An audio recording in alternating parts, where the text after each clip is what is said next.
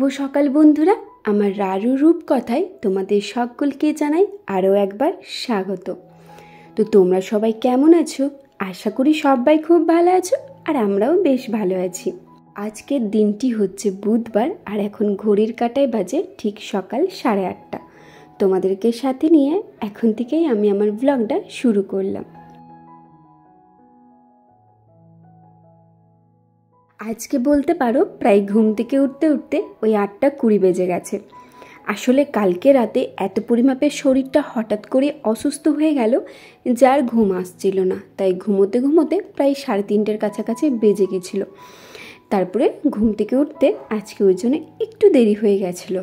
তো বন্ধুরা, আমার কুলেখাড়ার রসটা খেয়ে যেহেতু বমি হয়ে যাচ্ছে, তো সেই জন্য সেখানে অনেকেই কমেন্ট করেছো যে দিদিভাই কুলেখাড়ার শাকটাকে একটু সেদ্ধ করে নেবে, তারপরে সেটা খাবে, দেখবে বমি পাবে না। আসলে কি জানো তো বন্ধুরা, আমার যে কোনো শাক সেদ্ধ করে বলো বা এই রস করে বলো, খেলেই বমি পেয়ে যায়। আর সেদ্ধ করে খাওয়ার পর কেমন একটা গন্ধ উঠে, ওই গন্ধটার জন্য আরও বেশি বমি পায়, যার কারণেই খেতে পারি না। কিন্তু দেখবে কথায় বলে না, মেয়েরা যখন মা হয় তখন সে সব কিছু সহ্য করে নেয় বা সব কিছু করতে পারে। ঠিক তেমনই হয়েছে আমার সাথে। এখন কিন্তু আমি আমার নিজের কথার চিন্তা করি না। আমার বমি পেলেও সেটা জোর করে খেয়ে নিই। প্রথম দিন যদিও সেটা বমি হয়ে গিয়েছিল, তবে এখন কিন্তু বমিটা পেলেও কন্ট্রোল করে নিই, আর বমিটা করি না। কারণ নিজেকে নিজে বুঝিয়েছি, শরীরে যখন আমার ব্লাড নেই, আমার সাথে সাথে আমার বাচ্চারও ক্ষতি। তো সেখানে ব্লাড হওয়াটা একান্তই দরকার, যার কারণে বাধ্য হয়ে কিন্তু কুলেখাড়া রসটা খেয়ে নিই। তো আমাকে অনেকেই জিজ্ঞেস করেছো, দিদিভাই কুলেখাড়ার শাকটা খেলে কি আদৌ ব্লাড হয়? হ্যাঁ বন্ধুরা, কুলেখাড়ার শাক বলতে পারো ব্লাডের জন্য খুবই উপকার। হয়তো বেদেনা, খেজুর এসব খেলেও হয়তো চটজলদি ব্লাডটা বাড়ে না। তবে তুমি যদি মাসে 6 থেকে 7 বার কুলেখাড়ার শাক খাও, মানে 6 থেকে 7 দিন, দেখবে ব্লাডটা তোমার ঠিক বেড়ে যাবে। আমার যখন 5 মাসের ব্লাডটা কমে গিয়েছিল, আমি কিন্তু 5 দিন কুলেখাড়ার শাক রসটা খেয়েছিলাম, পরপর 5 দিন বলতে পারো। তো সেখানে আমার 5 দিনের মধ্যে ব্লাডটা পুরো 1.5 পয়েন্ট বেড়ে গিয়েছিল। হ্যাঁ, খেয়েছি, খেজুরও খেয়েছি, বেদানাও খেয়েছি সাথে, তবে কুলেখাড়ার শাকটার জন্যই কিন্তু তাড়াতাড়ির মধ্যে বেড়ে গেছে। তো তোমাদেরকেও আমি বলবো অবশ্যই বেদানা খাও, একটু বেশি করে খেজুর খাও, ড্রাই ফ্রুটস খাও, অবশ্যই খেও। তবে কুলেখাড়ার শাকটা খেও, দেখবে বেশ ভালো কাজ দেবে। আর আমার যেগুলো কাজ দেয় সেগুলোই তো আমি তোমাদের সাথে শেয়ার করি, অবশ্যই তোমরাও খেও।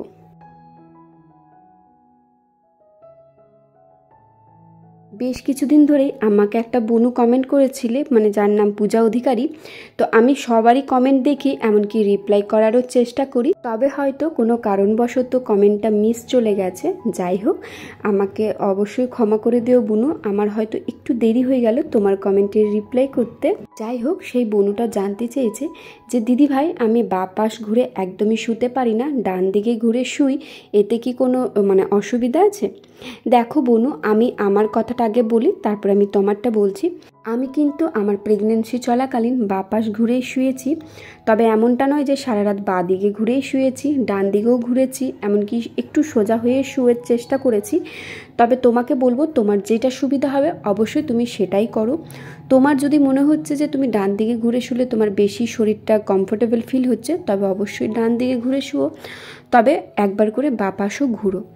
আর আমি জানো তো এখন এই কদিন ধরে কি করছি, দুপাশে দুটো বালিশ নিচ্ছি, কোমরে একটা বালিশ ঠেকা দিয়ে একটু সোজা হয়ে শোয়ার চেষ্টা করছি। তবে পেটটা কিন্তু সাইডেই ঘোরার আর কি রাখার চেষ্টা করছি। বলে নাকি সোজা হয়ে শুতে নেই, তাই আর কি সোজা হয়ে শুই না। তবে তোমাকে আমি একটাই কথা বলবো, তোমার যেটা সুবিধা হবে, যেটা শরীর ভালো থাকবে, অবশ্যই সেটাই করো। কে কি বলছে না বলছে একদম কারোর কথায় পাত্তা দিও না, কারণ তোমার শরীর তুমি সব দিকে ভালো করে বুঝবে কোন দিকে শুলে তোমার সব দিকে বেশি আরাম লাগছে। আর আমার মনে হয় সবারই তো আর সমান থাকে না, হয়তো কারোর বাঁ দিকে ঘুরে শুলে ভালো লাগে, কারোর ডান দিকে ঘুরে শুলে ভালো লাগে, কারোর হয়তো বালিশে চাপ দিয়ে শুলে ভালো লাগে, যার যেমন আর কি কমফোর্টেবল ফিল হয়। তো সেখানে তোমাকেও আমি বলবো, তোমার যেটা ইচ্ছে, তোমার যেটা ভালো লাগবে সেই অনুযায়ী কিন্তু তুমি থেকো।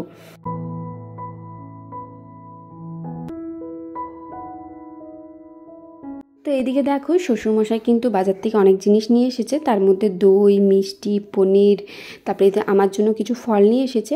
আর আমি না এই গরমে বেশি ফল আনতে বারণ করি, কারণ এই গরমের জন্য কি হচ্ছে জানো তো, ওই একসাথে যদি 12টা 16টা কলা নিয়ে আসা হয় তাহলে 3-4 দিনের মধ্যে দেখি কলাগুলো দাগ হয়ে যায়, এমনকি খাওয়াও হয়ে ওঠে না।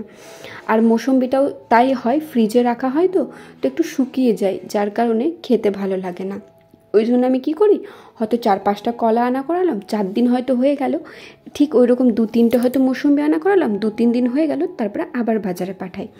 কারণ আমার মনে হয় টাটকা জিনিসটা খাওয়াই ভালো, ফ্রিজে রেখে রেখে খাওয়াটা মনে হয় না ভালো হবে বলে, যেটা আর কি আমার মন বলে সেটাই বললাম। তো এদিকে তো দেখলে মিষ্টিটা রেখে দিলাম, 4 জনের জন্য 4টে মিষ্টি নিয়ে এসেছিলো। তারপর তোমার দাদাভাই যেহেতু প্রত্যেক দিন রাতে পনিরের সবজি দিয়ে রুটি খায়, তো ওর জন্য একটু পনির নিয়ে এসেছিলো। আর প্রত্যেক দিন যেহেতু ডাক্তার আমাকে দই খেতে বলেছে, যার কারণে প্রত্যেক দিনে দই খাই, তো দইটা নিয়ে এসেছে। তো সব কিছু ফ্রিজে রেখে এখন শ্বশুরমশাইকে খেতে দিয়ে দেবো। আর আমার শ্বশুরমশাই তো খাবারের কোনো ঝামেলা নেই, যা দিবে সেটাই হাসি মুখে খেয়ে নেয়। ওই জন্য মুড়ি, একটু নারকেল সন্দেশ, গুড় আর কলা দিয়ে দিয়েছিলাম। আর তারপরে এখন আমি খেতে বসে গিয়েছি ভাত, এদিকে মাখন নিয়েছিলাম একটু, আর আলু সেদ্ধ। এই দিয়েই আজকের টিফিনটা সেরে নেব।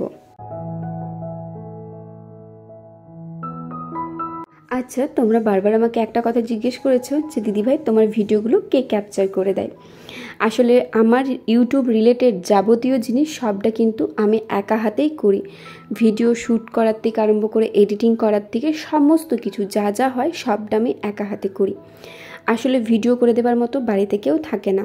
আর তোমাদের দাদাভাই তো ভিডিও করা পছন্দ করে না, তাই ও ভিডিওর থেকে বলতে পারো 10 হাত দূরেই থাকে। আর আমার শ্বশুরমশাই শাশুড়ি মা তো পারে না করতে, আর যদিও পারে তো আমার বলতে কেমন একটু লজ্জা লজ্জা লাগে, যার কারণে বলি না। যতটুকু পারি আমি নিজেই করি। আর তাছাড়া এই কিছুদিন আগে তো একটা স্ট্যান্ড কিনেছিলাম, তো ওই স্ট্যান্ডটা বলতে পারো আমার অনেকটাই কাজে লাগে। তো ওই স্ট্যান্ডের মাধ্যমেও করি, আর তাছাড়া ফোনটাকে এদিকে সেদিকে রেখেও ভিডিওগুলো ক্যাপচার করি। আর যদি এডিটিংয়ের কথা বলো তো সম্পূর্ণটা আমি একা করি। যখন সময় পাই তখনই এডিটিং করে রেখে দিই, তারপরে রাত্রেবেলায় ভয়েস ওভার দিই। এমনকি কোনো দিন হয়তো যদি নেটটা বেঁচে যায় রাতেই হয়তো আপলোডে বসিয়ে দিলাম, নাহলে হয়তো সকালে। যাই হোক, ইউটিউব রিলেটেড যাবতীয় জিনিস সবটা আমি একা হাতে করি।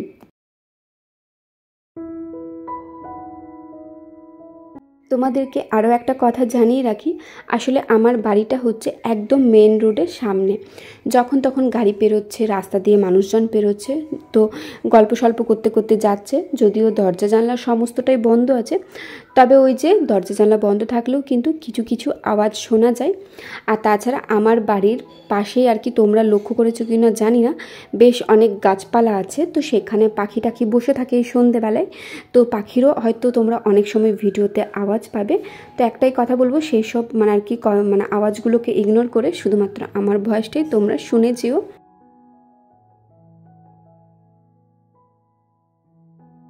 এখন চলে এসেছি দুপুরে খাবার খেতে। আর আজকের মেনুতে ছিল ভাত, তারপরে লাউ ডাঁটা দিয়ে একটা বেগুন আলু দিয়ে পাতলা পাতলা ঝোল করা হয়েছিল, আর বরাবরের মতোই প্রত্যেক দিন আমার টক দই আর আম ছিল। শাক ভাজা ছিল, তবে লাউ শাক যেহেতু আমি খাই না তাই আর শাকটা নিইনি। তো খাওয়া দাওয়া করে ঘুমিয়ে পড়েছিলাম, আর এখন ঘুম থেকে উঠে গেছি, আর এখন হয়ে গেছে আমার ফল খাওয়ার সময়।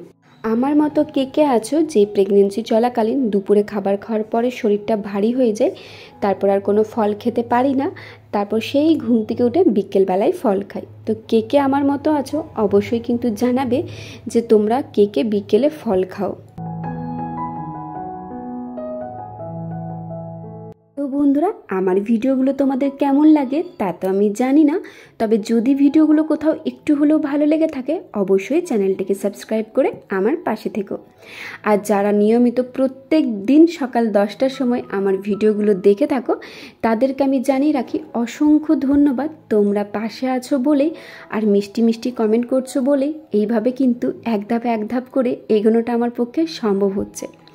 কারণ আমি কখনোই আশা করিনি এই 4 মাসে এতটা ভালোবাসা তোমাদের পাবো, বা এই 4 মাসে ইউটিউবে নিজের একটা জায়গা করতে পারবো, যেখানে আমাকে মানুষজন চিনবে, একটা সম্পর্কের নাম দেবে, আমি কখনোই ভাবিনি। তো যাই হোক, যারা আমার পাশে আছো তাদেরকে আমি জানাই অসংখ্য ধন্যবাদ।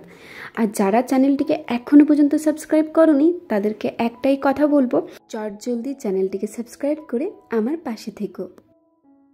বন্ধুরা এখন আমি ছাদে চলে এসেছি, আর আজকে ছাদে আসতে একটু দেরি হয়ে গেছে। এখন বাজে 6:45। অন্যদিন আমি ওই 6:10-15-এর মধ্যে ছাদে চলে আসি। আজকে দেরি হলো কারণ ঘুম থেকে উঠতে দেরি হয়ে গেছে। রাতে ঘুম হচ্ছে না বলে দুপুরে ঘুমিয়ে যাচ্ছি, আর উঠতেও দেরি হয়ে যাচ্ছে। তখন কিন্তু দেখো গাছে এসে জল দিইনি। গাছে জল দেব, একদমই ভালো লাগছে না। যাই গাছে ঝটপট করে জলটা দিয়ে দিই, তারপর নিচে যাব। কারণ বিকেল ঘুম থেকে করে শুধু একটু ফল খেলাম, আর খিদেও পেয়ে গেছে, যেহেতু দুপুরে ভাতটা খেতে পারছে না একদমই। তো ফলটা একটু খেলাম, তো একটু নিচে গিয়ে মুড়ি টুড়ি কিছু খাবো। তো চলো ঝটপট করে গাছে জল দিয়ে দিই। আজকে যেহেতু ঘুম থেকে উঠতে বিকেলেও অনেকটা দেরি হয়ে গেছিলো, তাই ফল খেতেও দেরি হয়ে গেছিলো, ওপরে আসতেও দেরি, এমনকি গাছে জল দিতেও দেরি হয়ে গেছিলো। তো গাছে জল দিয়ে একটু ছাদে হাঁটাচলা করে এখন নিচে চলে যাব। আর নিচে যেতেই ভাবলাম তোমাদের দাদা ভাইয়ের জামা প্যান্টটাও একেবারে নিয়ে চলে যাই, কারণ সন্ধে হয়ে গেছে। আর বলে নাকি সন্ধ্যের পর কাপড় টাপড় উপরে মেলে রাখতে নেই, কারণ হাওয়া বাতাস তো আর ভালো থাকে না সন্ধ্যের পর থেকে। তো যাই হোক, এখন জামা প্যান্টগুলো তুলে নিয়ে এসে এই হল ঘরের মধ্যে রেখে দিলাম। জামা ঠিক না, গেঞ্জিটা শুকিয়ে গেল, প্যান্টের কোমরে কিন্তু শুকায়নি, যার কারণে এখানেই মেলে দিলাম। আর তারপরে নিচেই তো আমার বিকেলবেলায় খিদে পেয়ে যায়, যেই নিচে চলে গিয়েছি বিকেলে চলে এসেছি একটু মুড়ি খেতে। আমি কিন্তু নিয়মিত করে প্রত্যেক দিন বিকেলবেলায় একটু মুড়ি খাই। কোনো দিন হয়তো মুড়ির সাথে চানাচুর ছাতু থাকে, আর কোনো দিন হয়তো চপ নিই, তবে চপটা প্রত্যেক দিন খাই না, যেহেতু তেলে ভাজা তো গ্যাস অম্বলের একটা ব্যাপার আছে। তো এদিকে মুড়ি, চপ, শশা আর একটু তেল নিয়ে নিয়েছিলাম। এইগুলো দিয়ে আজকের মুড়ি খাওয়াটা শেষ করে নেব।